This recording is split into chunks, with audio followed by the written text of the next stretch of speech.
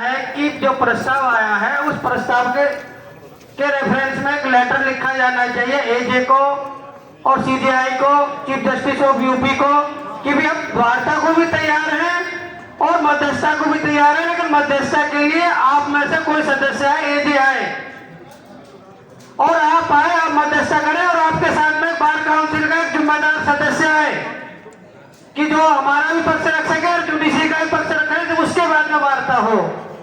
ये नहीं है कि बाप से लड़ाई हुई है, कल कह रहे थे कि हम जिला जज से नहीं करेंगे, अन्य 5 जजों के नाम दे देंगे, उनसे करेंगे। अरे भाई सुपर तो जिला जज है गाजियाबाद में, उनके अधीनस्थ अधिकारियों से क्या वार्ता करेंगे आप?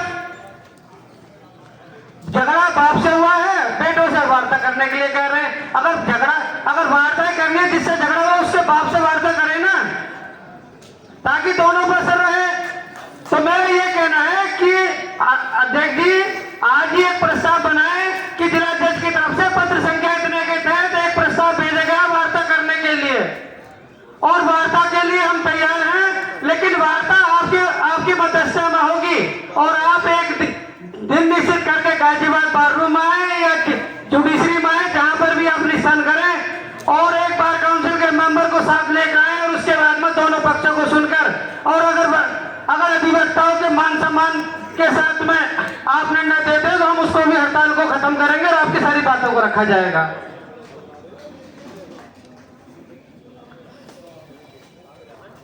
दूसरा, एक ये जो अफवाह कचहरी में चल रही है कि भाई अरिंदर तुम धरने के साथ नहीं हो।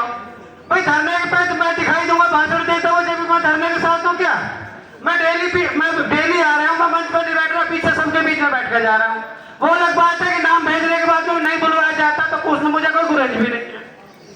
आज भी मैं क्षमा चाहूंगा, इसलिए बोला कि हमारे बड़े भाई जितेंद्र जी ने कई बार गर्दन हिला के कही नहीं, आनंद चंद्र जी से भी कहा तो नहीं जी नहीं, धरने के विरोध में। मैं धरने के विरोध में नहीं हूँ, मैं हर अधिवक्ता के साथ हूँ और अधिराज साथ हूँ और तन मन धन से साथ हूँ। मैं केवल फॉर्मेलिटी वाला नहीं हूँ मैं। और कुछ अधिवक्ताओं को ये गलत फहमी है कि नार सिंह जी ने तेरे साथ जो गलत करा इसलिए तो धरने के साथ नहीं है। मैं नार सिंह जी के भी साथ हूँ और मैं हर अधिवक्ता के साथ हूँ।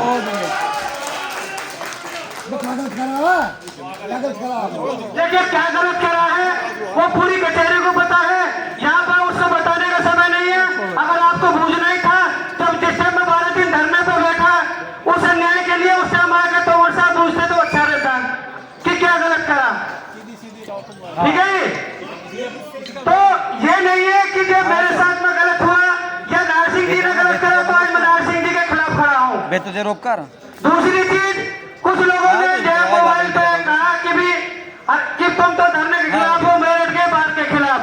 मैं ना धरने के खिलाफ गया, मैं ना नार सिंह जी के खिलाफ गया, मैं शादाब का पक्ष रखने के लिए गया, क्योंकि मैं अधिवक्ता हूँ। अगर मेरे से कोई जूनियर अधिवक्ता या सीनियर देखेगा मेरे साथ चलना, तो मैं केवल सीनियर जूनियर मैं नहीं देखूंगा, मैं अधिवक्ता देखूंगा, मैं उसके साथ हर जगह जाऊंगा उसका पक्ष रखने के लिए। मैं धरने के खिलाफ नहीं गया, ना मैं नार सिंह जी के खिलाफ गया, मैं केवल शादाब के लिए मेरठ गया और बाकायदा फिर नहीं कंट्रोवर्सी नहीं है, नहीं, मैं केवल उसका पक्ष रखने के लिए गया। मैं धरने के साथ हूँ और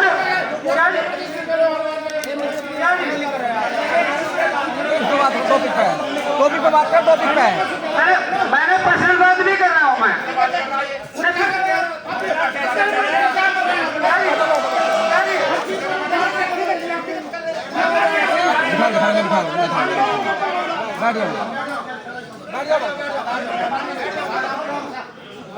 बात करो टॉपिक पे भैया, धरने पे धरने पे बात करो यार, धरने पे बात करो। लोगों गलतफहमी दूर कर रहा हूँ, मैं लोगों गलतफहमी दूर कर रहा हूँ। मैं नार सिंह जी का आज भी साथ हूँ और कल भी साथ था, और मैं उस समय भी साथ था जब नार सिंह जी अध्यक्ष थे और एसएसपी प्रशांत कुमार से हुई थी, और मैं ही था जो माइक पर जिंदाबाद मुर्दाबाद करके गया था। मैं रिक्शे पर बैठ के, मैं हर अधिवक्ता के साथ हूँ और मैं आंदोलन के साथ हूँ, और आंदोलन जब तक चले जब तक वकीलों का मान सम्मान।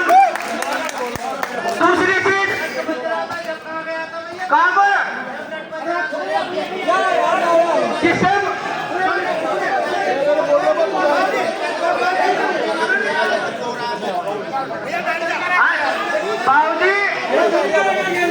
भाई बैठ जाओ भाई, बैठो तो कहीं जाना है। अरे हरेंद्र भैया यार अरे जितने भाई टोपी पे रख लो। बाकी सिस्टम में लटपट रहा था यहाँ पे। मैं रजिस्ट्रार ऑफिस में था और मैं निकला हूँ 11:15 बजे और मेरे बाद में अध्यक्ष जी खुद रजिस्ट्रार ऑफिस गए। ना तो लट बजने के समय ना अध्यक्ष जी थे ना मैं था यहाँ पर।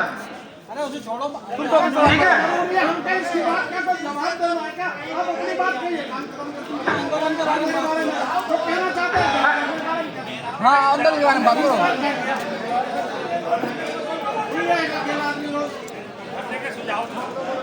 अरे युद्ध नहीं बनाओ इसको धरने को। मेरा ये कहना है कि अध्यक्ष जी बेशक आप वैष्णो देवी जा रहे हैं, हाँ। अगर संभव हो सके तो अपनी जगह किसी को और को भेज दे। अगर संभव नहीं है नहीं है तो धरने की जिम्मेदारी ऐसे मजबूत हाथों में देके जाए।